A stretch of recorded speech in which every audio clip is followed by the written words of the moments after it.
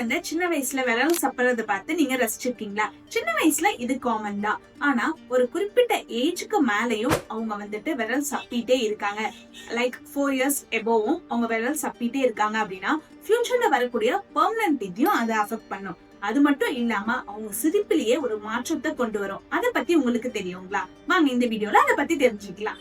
குழந்தைங்க விரல் சப்பும் போது கான்ஸ்டன்டா இந்த தம் ஃபிங்கரோட பிரஷர் அவங்களோட வளரக்கூடிய பற்கள் மேல விழும். அப்போ என்ன ஆகும் அப்படின்னா ஃபர்ஸ்ட் ஓவர் ஜெட் அப்படின்னு சொல்லுவோம். கான்ஸ்டன்டா அவங்களோட தம் வந்துட்டு மேல் தாடையில பிரஷர் கொடுத்து மேல் பல்ல நல்லாவே வெளியே தள்ளிடும். அப்போ மேல் பல்லுக்கும் கீழ்பல்லுக்கும் நிறையவே கேப் இருக்கும். இதுதான் நம்ம ஓவர் ஜெட் அப்படின்னு சொல்லுவோம்.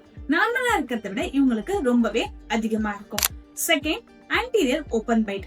அதாவது அவங்க ரெகுலரா தம் சக்கிங் ஹேபிட்னால மேல் பல்லும் கீழ்பல்லும் ஒண்ணு சேராது. முன்னாடி இருக்கக்கூடிய பற்கள் ஒண்ணு சேராம நிறையவே கேப் இருக்கும். Third, ரெட்ரோக்ளைன்ட் மாண்டிபுலர் lateral இன்சைசஸ். கான்ஸ்டன்டா அவங்க தம் சக்கிங் பண்ணும்போது அவங்களுடைய இந்த சர்ஃபேஸ் கீழ்பல்லுல படும். அப்போ அதை நார்மலா இருக்கக்கூடிய இடத்தை விட்டு ரொம்பவே பின்னாடி சாட்சி மாதிரி தள்ளிடும். Fourth one, high arched pallet. ஏன்னா இதுலயும் அதே மாதிரிதான் அந்த தம் ஃபிங்கர் மேல அவங்களுடைய மேல் தாடையில இருக்கக்கூடிய அந்த அன்னத்துல பட்டுட்டே இருக்கனால அந்த இடம் மட்டும் ரொம்ப அதிகமா ஹை ஆர்ச்டு மாதிரி இருக்கும். மேல இருக்கக்கூடிய அந்த மேல் தாடை சைட்ல வளர விடாம மேலாவே இருக்கிறனால தான் இந்த ஹை ஆர்ச் பேலட் அவங்களுக்கு ஃபார்ம் ஆகுது.